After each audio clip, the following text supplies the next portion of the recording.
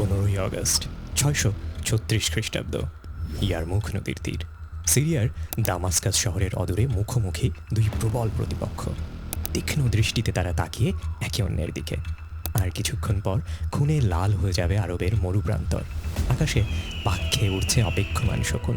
দেখতে আপাতত অসম এক যুদ্ধ, কারণ একজন মুসলিম সৈন্যের বিপরীতে আছে 5 জন সুসজ্জিত রোমান বাইজেন্টাইন যোদ্ধা।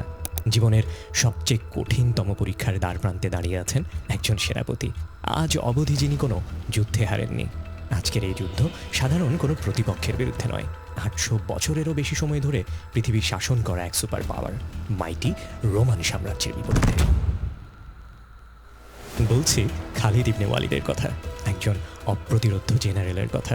উহুদের যুদ্ধে যার একার কৃতিত্বেই মুসলমানরা পরাজিত হয়েছিল মক্কার আর্মির বিরুদ্ধে। কালের পরিক্রমায় তিনি এখন মুসলিম আর্মির অবিসংবাদিত নেতা।